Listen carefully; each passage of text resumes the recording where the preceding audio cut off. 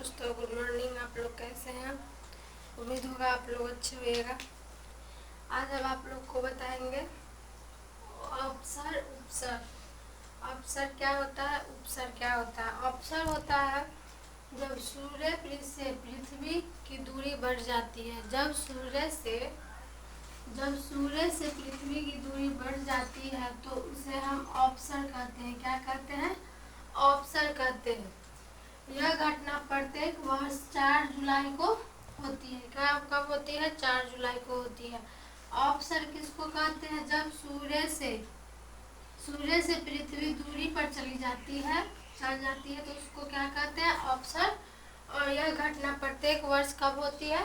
4 जुलाई को प्रत्येक वर्ष होती है ऐसी घटना। आगे उपसर है। क्या है?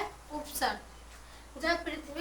जब सूर्य से पृथ्वी की दूरी घट जाती है, जब सूर्य से पृथ्वी की दूरी घट जाती है तो उसे उपसर कहते हैं। क्या कहते हैं? उपसर कहते हैं।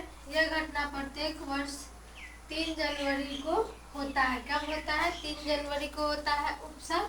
और अपसर की घटना कब होती है? तो 4 जुलाई को होती है। ठीक है।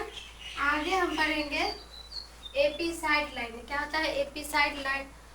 अपसर तथा उपसर के मिलाने वाली काल्पनिक रेखा को, अपसर तथा उपसर को मिलाने वाली काल्पनिक रेखा को हम क्या कहते हैं? एपिसाइड कहते हैं। क्या कहते हैं? एपिसाइड रेखा कहते हैं। क्या कहते हैं? एपिसाइड। चंद्रमा यानी मून, इसे पृथ्वी का जीवाश्म कहा जाता है। चंद्रमा को क्या कहा जाता है? पृथ्वी का जीवाश्म कहा जाता है। चंद्रमा को रात का रानी भी कहा जाता है। चंद्रमा को रात को रानी भी कहा जाता है। इसका अध्ययन, चंद्रमा का अध्ययन क्या कहलाता है? सेलेनोलॉजी कहा जाता है। क्या कहा जाता है? सेलेनोलॉजी कहा जाता है। चंद्रमा का अध्ययन क्या कहा जाता है? सेलेनोलॉजी कहा जाता है। चंद्रमा पर वायुमंडल नहीं होता है। क्या चंद्रमा पे हम लोग में वायुमंडल है ना, पृथ्वी में वायुमंडल है, लेकिन चंद्रमा में वायुमंडल नहीं होता है, जिस कारण वहाँ पे अक्सर उल्का पिंड गिरते रहता है हमेशा। और क्या रहता है?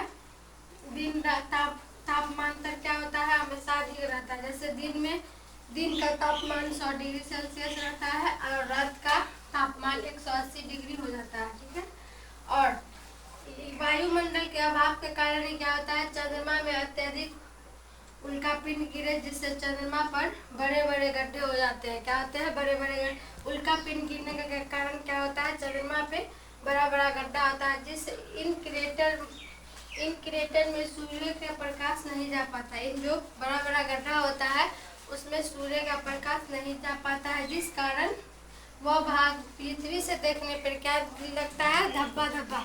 जो चंद्रमा को देखते हैं और धब्बा जो नजर आता है वहाँ पे सूर्य का प्रकाश नहीं जाता, इसलिए क्या होता है? वहाँ हमको वह धब्बा नजर आता है। और पृथ्वी में चंद्रमा पर वायुमंडल के अभाव से वहाँ का ध्वनि जो होता है हम वहाँ नहीं सुनाई देता। आवाज़ तो उत्पन्न होती है किंतु हमें सुनाई नहीं देती है। किसके कारण?